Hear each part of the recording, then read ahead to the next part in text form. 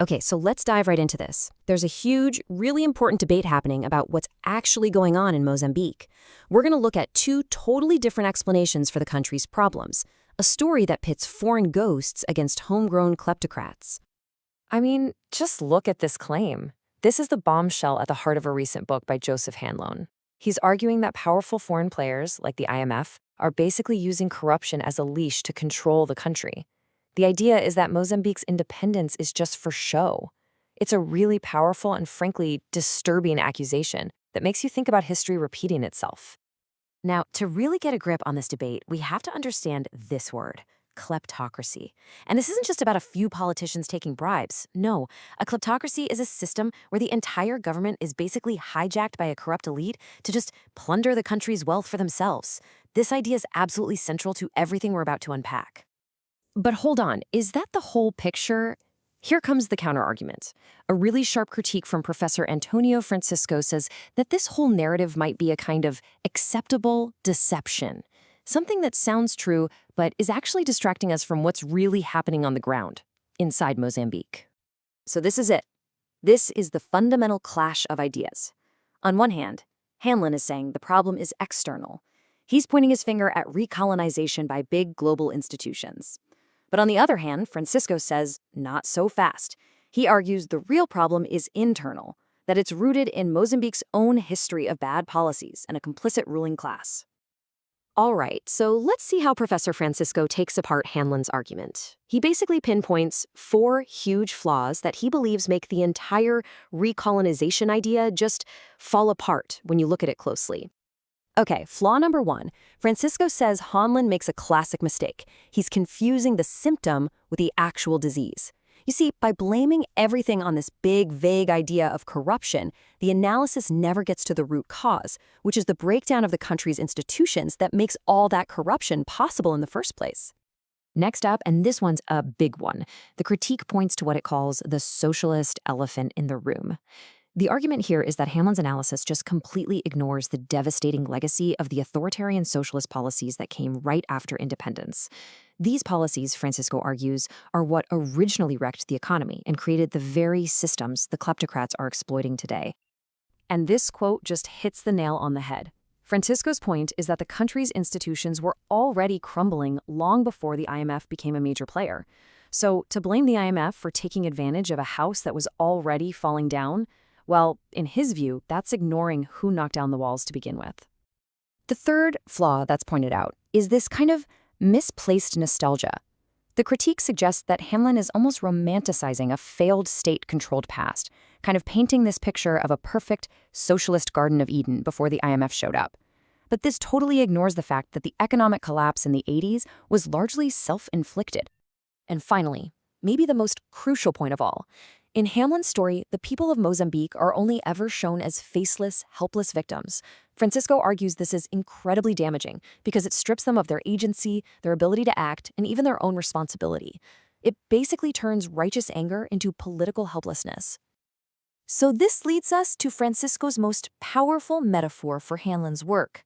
He calls it a theater, a performance that looks like a brave exposé, but is actually empty. The idea behind this metaphor is pretty simple, but it's brilliant. Hanlon describes the corrupt system, the stage, in incredible detail. He shines a spotlight on the tragic victims, but when it's time for the villains to come out, nobody does. The people actually pulling the strings, the kleptocrats themselves, are nowhere to be found. And here you can see the cast list. You've got the heroes who became victims, like the journalist Carlos Cardozo. You have the set, which is this whole system of impunity where no one is held accountable. But then you get to the villains, and it's just a big question mark. Who are they? The book doesn't really say. So Francisco starts asking these very simple but totally devastating questions that Hanlon's book seems to dance around.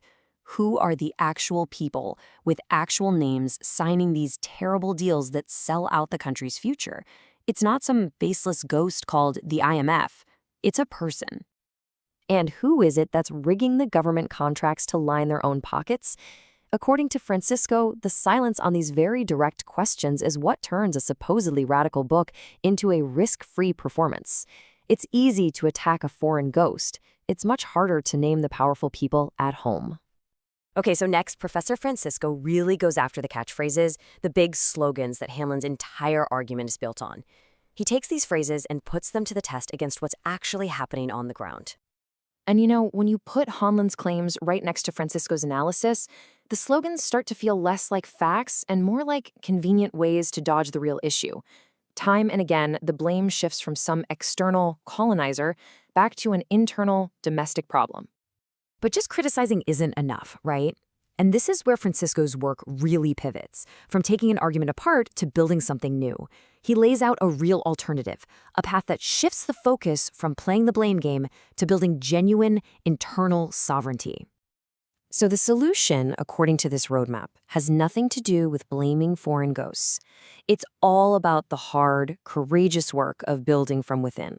It's about opening up institutions to create a level playing field, demanding real, tangible reforms, and crucially, encouraging citizens to be vigilant and hold their leaders accountable.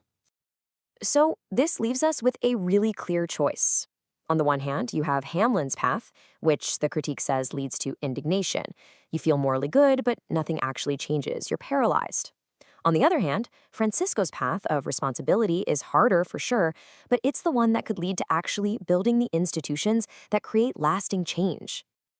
And this, really, is the core takeaway from Francisco's whole analysis. It's a call to move past a story that defines Mozambique and its people only as victims of outside forces.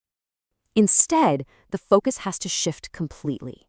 The new era has to be about building things up, the slow, difficult, but absolutely vital work of creating a fair, functional, and truly independent nation from the inside out. Which brings us to the final, unavoidable point. At the end of the day, the power, the ability, and the duty to fix the problems don't lie with the IMF or the World Bank or anyone else. They lie within Mozambique itself. And that's a heavy burden, but it's also a powerful declaration of real sovereignty. And so, this explainer leaves us all with that one powerful question. It takes this huge national challenge and makes it personal. It suggests that building a nation isn't something you just watch from the sidelines. It's a project that asks something of everyone. It's a question not just for Mozambicans, but for anyone, anywhere, who thinks about how real, lasting change actually happens.